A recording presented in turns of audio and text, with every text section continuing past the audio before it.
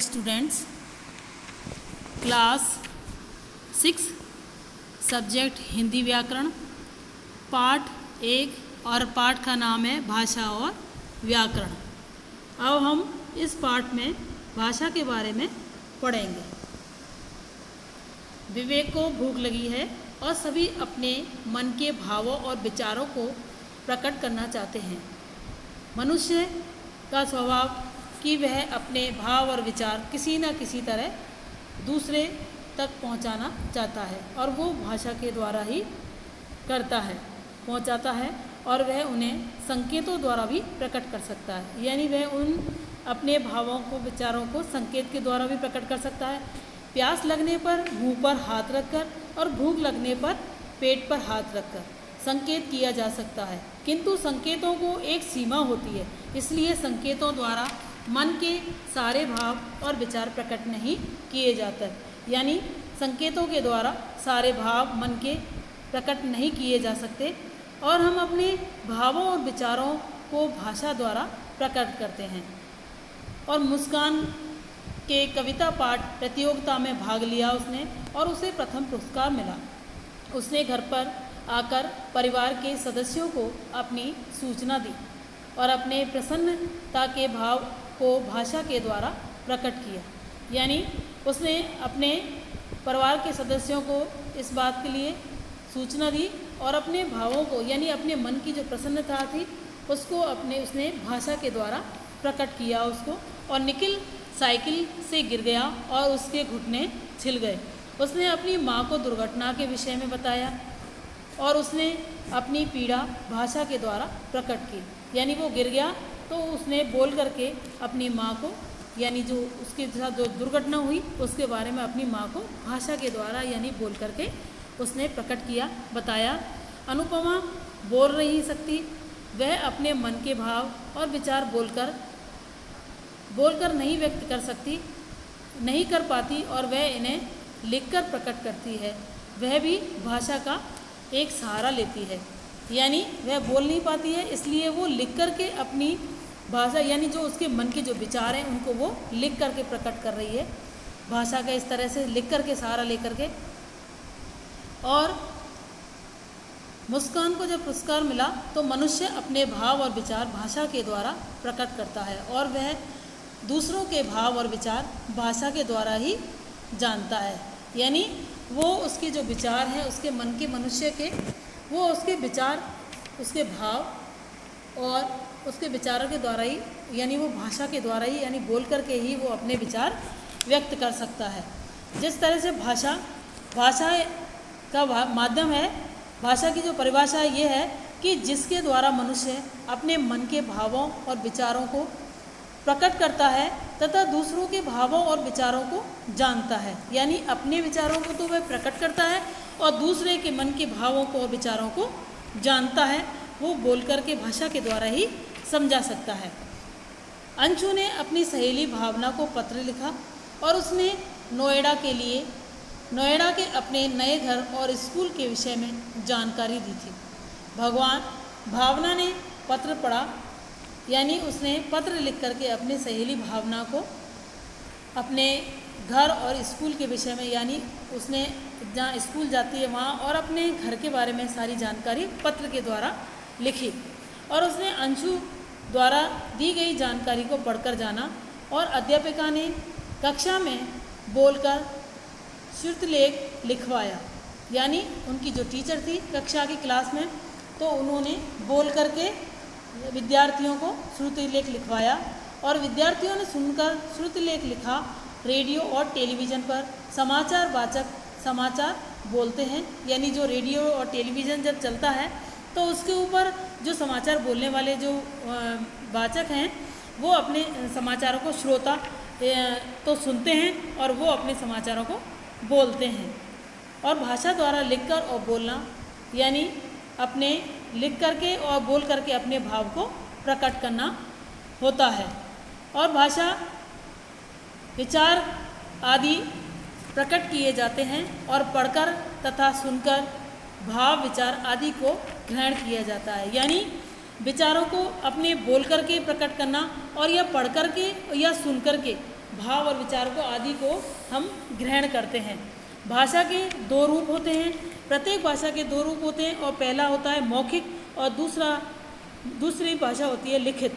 यानी मौखिक के अंदर यह भाषा का वह रूप है जिसके चेहरा द्वारा, यानी जिसके द्वारा व्यक्ति बोलकर अपने भावों को और विचारों को प्रकट करता है। मौखिक का मतलब होता है यानी वो बोल करके अपनी भाषा यानी अपने मन के जो भाव हैं और विचार हैं उनको बोल करके मौखिक रूप से यानी बोल करके प्रकट करना। जैसे कुछ व्यक्तियों के बीच में होने वाली जो बातचीत है और समाचार वाचन, वाद विवाद, कहानी सुनना, सुनाना और भाषण आदि भाषा के मौखिक रूप हैं। यानी कोई भी वाद विवाद होता है या समाचार वाचन होता है या बातचीत होती है, बोली जाती है, या सुनना या एक दूसरे को सुनाना, जो भाषण दिए जाते हैं वो सब भाषा मौखिक रूप में ही होती है। यानी बोलने वाला बोलता है और सभी उसकी सुनते हैं, और मौखिक भाषा स्थायी नहीं होती है। लिखित भाषा में भावों और विचारों को लिख कर के प्रकट करना लिखित भाषा कहलाती है। यानी अपने मन के जो भाव और विचार होते हैं उनको लिख करके जब प्रकट करते हैं वो लिखित भाषा कहलाती है। सड़क के किनारे बोर्ड पर लिखा रहता है कि धीरे धीरे चलें और आगे स्कूल है। कार, बस, स्कूटर आदि चलाने वाले इसे पढ़कर अपने वाहन धीरे धीरे चलाते हैं। यानी कोई चीज़ अगर बोर्ड पे लिखी हुई है तो अगर कोई गाड़ी पे जा रहा है, स्कूटर वगैरह पे, तो वो बोल कर यानी वो देख करके और उसको पढ़ करके वो उसको जानकारी प्राप्त होती है। और बोर्ड पर लिखा गया निर्देश भाषा का लिखित रूप होता है।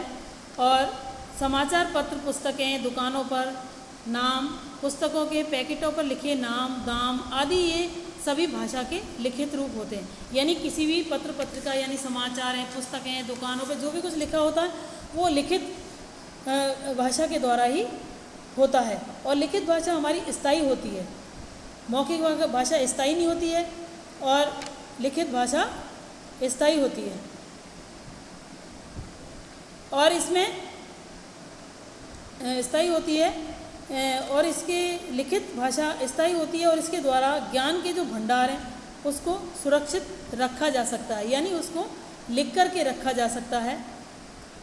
और इसमें आगे कि हिंदी या अन्य भारतीय जो भाषा हैं, यानी 365 के संविधान के तहत जो भाषाएं बताई हैं, भारत में अनेक भाषाएं बोली जाती हैं। और भारत के जो संविधान है उसमें हिंदी को राजभाषा के रूप में स्वीकार किया है। यानी जो भारत का जो संविधान है उसमें हिंदी भाषा को राजभाषा के रूप में स्वीकार किया है। और राजभाषा का अर्थ होता है सरकारी कामकाज की भाषा। और इसके साथ साथ हिंदी भाषा भी है क्योंकि देश के अधिकांश लोग जो होते हैं इसका प्रयोग करते हैं। और संविधान में स्वीकृत अन्य भारतीय भाषाएं संविधान के अंदर इन भाषाओं को स्वीकृत किया गया है। जैसे असमी, बंगला, गुजराती, कन्नड़, कश्मीरी, कोंकणी, मलयालम, मणिपुर, मराठी, नेपाली, उड़िया, पंजाबी, संस्कृत और उर्दू, सिंधी, तमिल और बोडो, डोगरी, मैथिली तथा संथाली। यानी इन भाषाओं को संविधान के द्वारा स्वीकृत किया गया है इन भाषाओं को। और इन भाषाओं को लिखित रूप है। और भारत में ऐसी अनेक भाषा हैं जिन्हें केवल बोला जाता है और उन्हें बोली कहते हैं।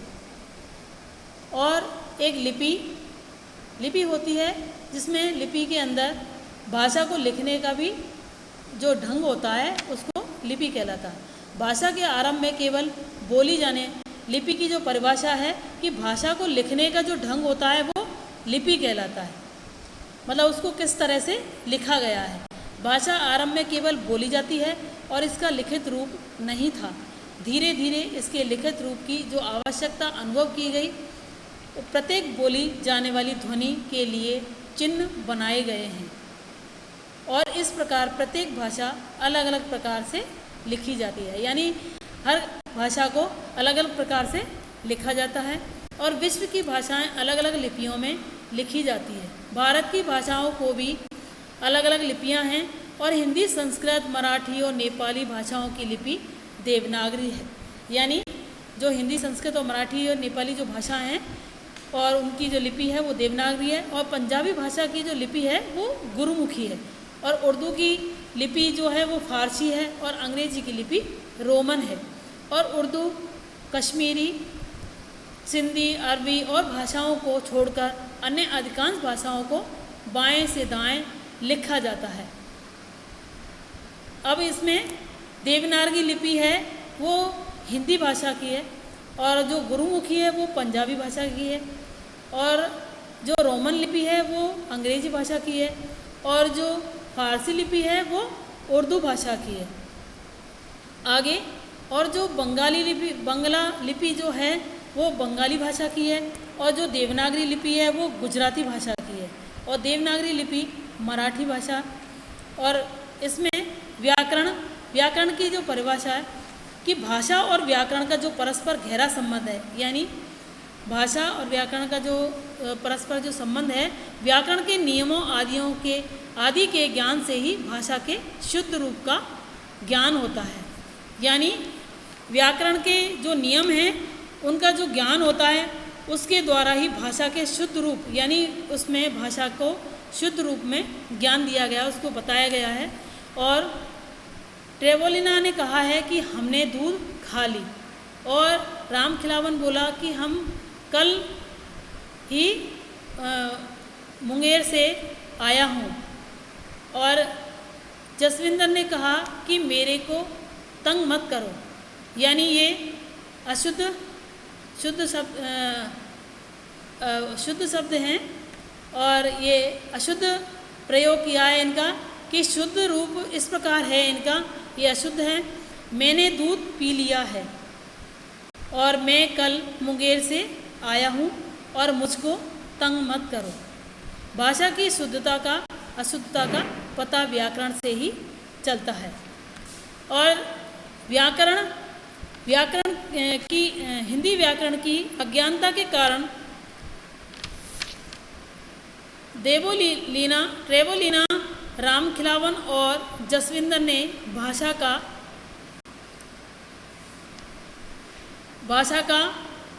की शुद्धता का, इसलिए अशुद्धता का पता भाषा का इस तरह से अपने शब्दों में प्रकट किया है कि किस तरह से अशुद्ध बोल करके और उसको किस तरह से शुद्ध किया जाता है। जिस शास्त्र से भाषा के शुद्ध रूप और प्रयोग का जो ज्ञान होता है उसे व्याकरण कहते हैं। यानी भाषा जो शुद्ध रूप में लिखी जाती है, यानी प्रयोग की जाती है, और जिसका ज्ञान होता है वो व्याकरण के द्वारा ही होता है। अब इसका अभ्यास हम करेंगे कि सही कथनों के आगे चिन्ह और गलत कथनों के आगे गलत का चिन्ह लगाना है, जिस तरह से कि भाषा केवल बोली जाती है,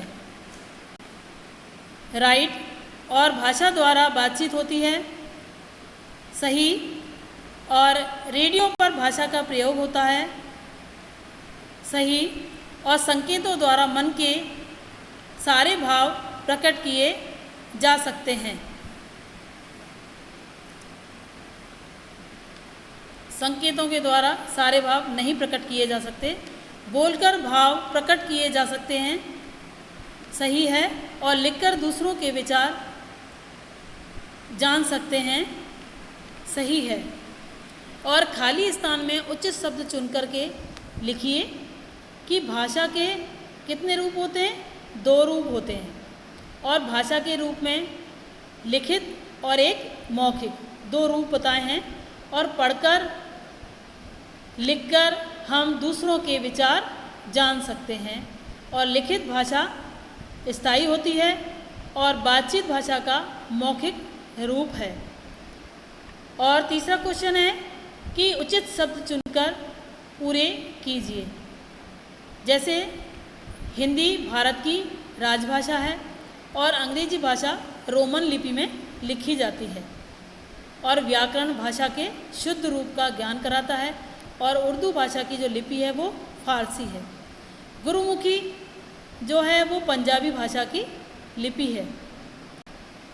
आगे क्वेश्चन, और भाषा का लिखने का जो ढंग है वो लिपि कहलाता है और व्याकरण और भाषा का जो परस्पर गहरा संबंध होता है।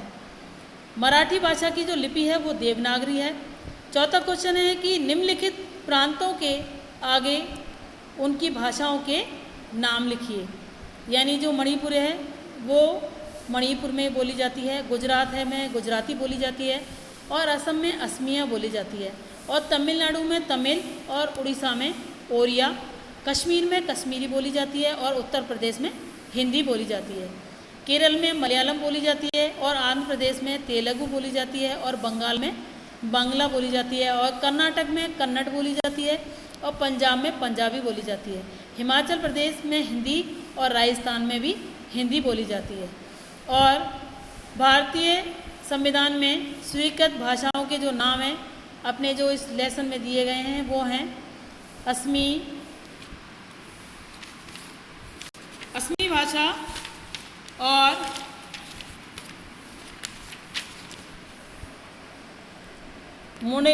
मणिपुरी, तमिल और गुजराती, मराठी और डोंगरी